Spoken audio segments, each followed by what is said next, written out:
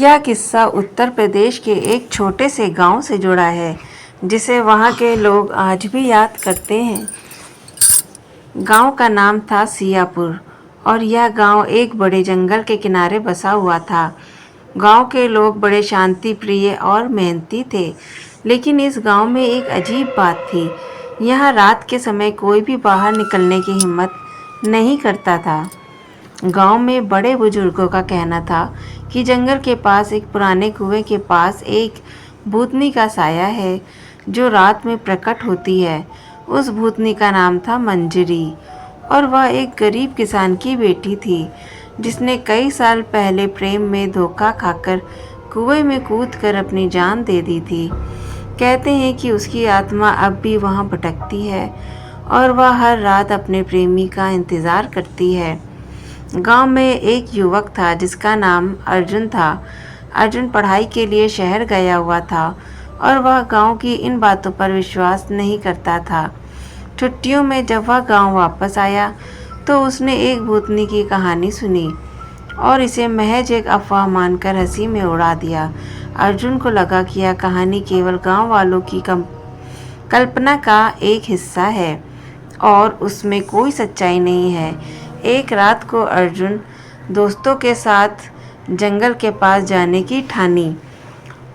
दोस्तों ने उसे बहुत समझाया, लेकिन उसने मजाक करते हुए कहा कि वह भूतनी से मिलना चाहता है। आखिरकार अर्जुन अकेले ही रात के समय उस कुएं की तरफ चला गया। जैसे ही अर्जुन कुएं के पास पहुंचा, उसे वहां का माहौल बहुत ही भयावह लगा। चारों ओर सन्नाटा था, सिर्फ हवा के झोंकों की आवाज़ आ रही थी। अर्जुन ने सोचा यहाँ भूतनी जैसी कोई बात नहीं है और वह कुएं के पास जाकर बैठ गया।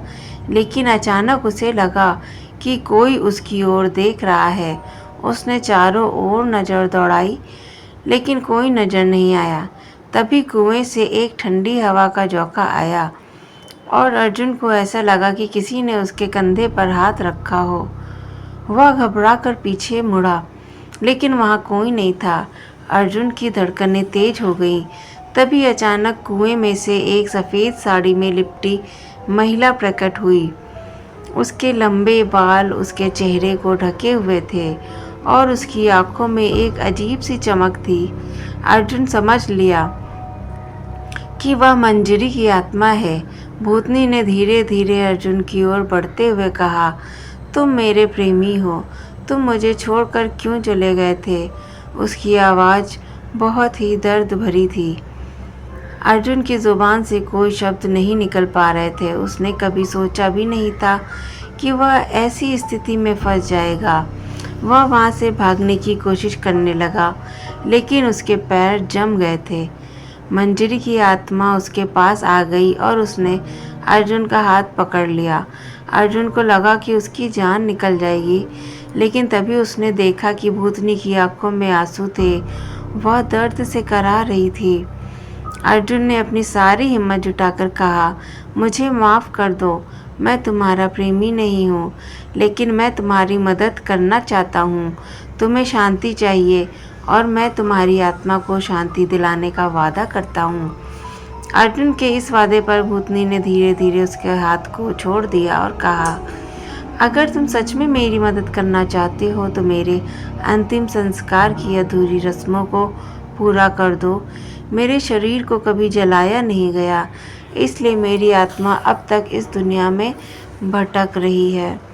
अर्जुन ने लोगों से इस बारे में बात की और उन्होंने मिलकर मंजरी के शरीर को कुएं से बाहर निकाला और उसके अंतिम संस्कार की सभी रस्में पूरी की।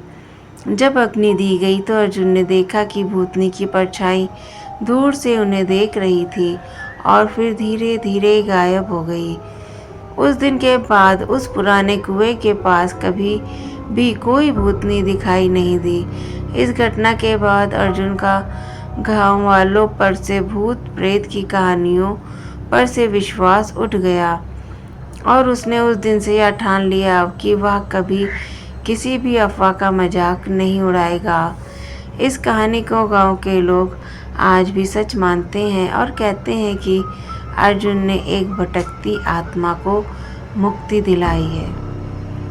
तो फ्रेंड्स, आपको ये स्टोरी कैसी लगी है? अगर अच्छी लगी हो तो प्लीज़ एक लाइक कर दीजिए और चैनल को सब्सक्राइब कर लीजिए ऐसे ही मज़ेदार कहानियों के लिए।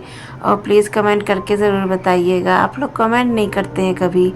कमेंट करके ज़रूर बताइए कि आपको स्टोरी कैसी लगती हैं। मिलते हैं अगली स्टोरी में, तब तक के लिए bye bye. Thank you for watching.